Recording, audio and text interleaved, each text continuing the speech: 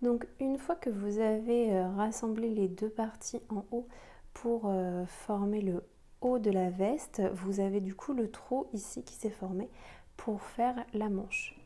Donc le but maintenant, ça va être de venir relever les mailles comme ce qui a été fait ici là, tout du long pour en fait pouvoir tricoter cette manche. Donc si on regarde de plus près la bordure, le but ça va être de garder des jolis V comme ça. Et donc du coup, on va venir travailler, relever les mailles ici et sur celle-là ici, pour garder uniquement des jolies pointes à chaque fois.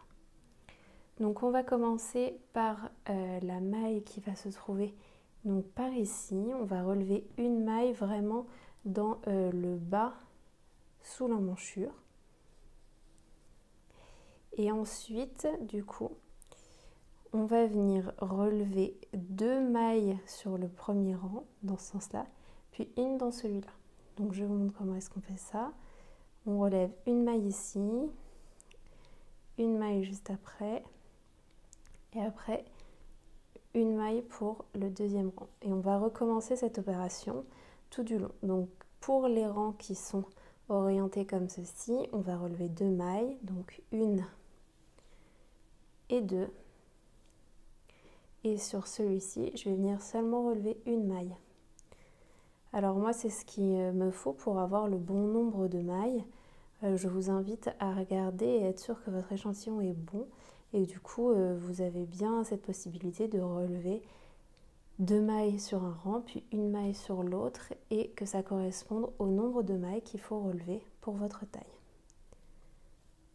Donc je continue ainsi tout le long de la bordure. Donc là, il faut que je fasse tout le tour et que je revienne jusqu'au bout. Donc quand on est arrivé sur le dessus de la manche, donc vous allez avoir ce format.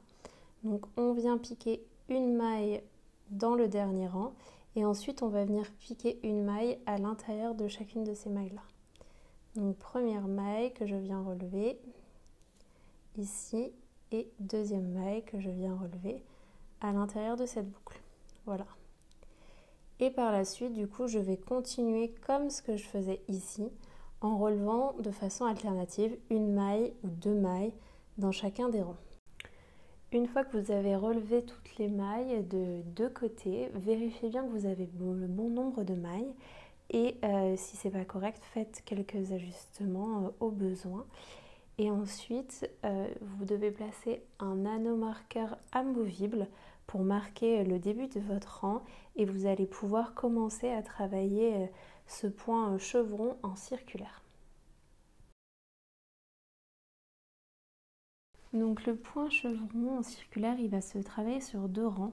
Donc le premier rang, ça va être travailler deux mailles ensemble par le brin arrière.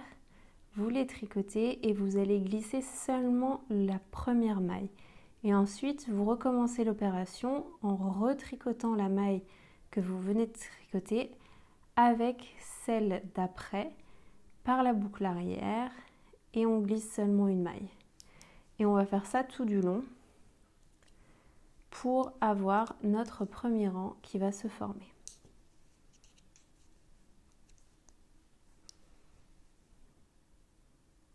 Donc à la fin de votre premier rang, vous allez arriver à une situation comme celle-ci, c'est-à-dire que vous avez votre anneau marqueur et il vous reste une maille avant cet anneau marqueur.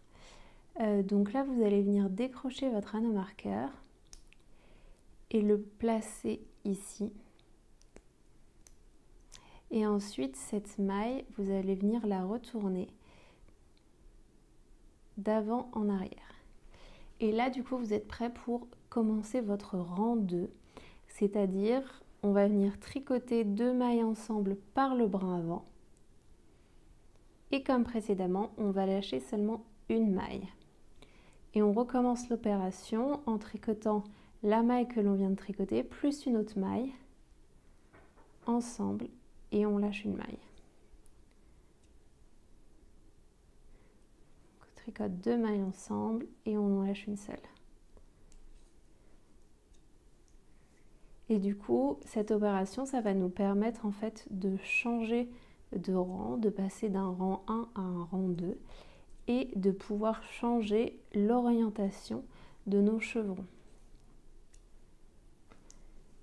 Donc là, si on regarde, au premier rang, nos chevrons ils étaient orientés dans ce sens-là et au deuxième rang, ils ont changé d'orientation. Et on va continuer ainsi jusqu'à avoir fini le tour sur notre rang numéro 2 et arriver avec une maille avant l'anneau marqueur. Donc cette fois-ci, quand vous allez arriver à la fin de votre rang, vous allez être dans cette situation-là. Donc vous allez venir avec seulement une maille avant votre anneau marqueur.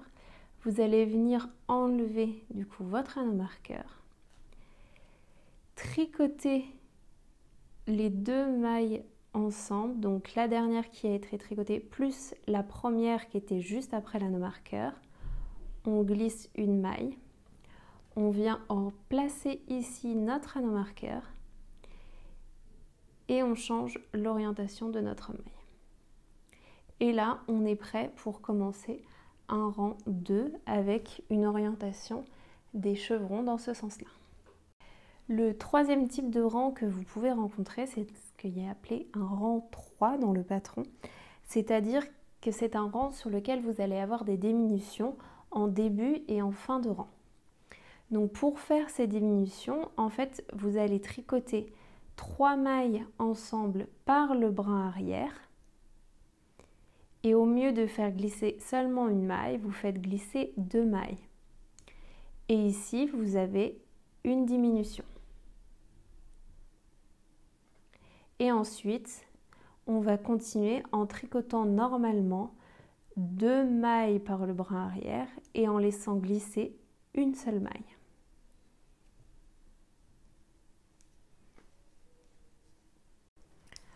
En fin de rang, du coup, on va s'arrêter 3 mailles avant l'anneau marqueur. Donc faites attention aux mailles qui se glissent sous l'anneau marqueur. Donc là maintenant, moi j'ai mes 3 mailles. Donc je vais venir les travailler toutes les 3 ensemble, toujours par le brin arrière. Et là du coup, je vais venir également glisser 2 mailles de la même façon que ce que j'ai fait en début de rang.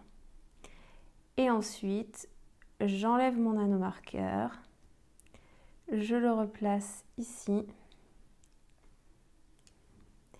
et je viens retourner la maille. Et là, je suis prête à commencer un rang 2. Dans le patron, vous avez toutes les explications pour savoir quand est-ce qu'il faut faire un rang 1, un rang 2 ou un rang 3. Donc quand vous êtes arrivé au dernier rang à tricoter sur votre manche, le but va être de venir faire un rabattage, comme vous pouvez le voir ici sur cette manche. Le rabattage, il est déjà fait. Et on va voir ça ensemble. Donc pour faire le rabattage, vous allez travailler 2 mailles ensemble, tricotées par le brin avant. Donc on tricote nos 2 mailles ensemble. Pour une fois, on va les lâcher. Et ensuite, on va venir passer la maille qu'on a tricotée juste avant par-dessus. Et comme ça, on fait notre petite boucle. On essaye de faire ça de façon assez lâche pour avoir quand même la place de passer notre main une fois la manche terminée. Donc vous voyez, on répète cette opération. On tricote les 2 mailles ensemble, on les fait glisser et ensuite on passe la maille précédente qu'on vient rabattre au-dessus de celle qu'on vient de faire. Et on recommence. On tricote les 2 mailles ensemble et on passe la maille. Et on fait ça sur tout le tour de notre poignet. Donc c'est une opération qui va assez vite et ça nous permet d'avoir une belle finition sur le poignet. Donc une fois qu'on a tricoté toutes les mailles autour de notre poignet, vous voyez, on va avoir le rabattage d'un côté et le rabattage de l'autre. Donc là, le but, ça va être de faire la jonction entre les deux. Donc pour ça, vous prenez un petit peu de marge sur votre fil, vous le coupez. Et à l'aide d'une aiguille, du coup, on va venir d'abord passer à l'intérieur de notre boucle, ici. Hop, on peut enlever la première, serrer un petit peu pour avoir une maille qui fait à peu près la même taille que les autres. Et ensuite, on va venir passer du coup en dessous de la première maille. Comme ça. Hop. Je positionne pour avoir à peu près la même taille de maille. Et ensuite, je repasse à l'intérieur. Et voilà, comme ça, j'ai fait bien le tour du poignet avec toutes ces mailles qui sont identiques ici. Et ensuite, il ne vous reste plus qu'à rentrer le fil sur votre ouvrage.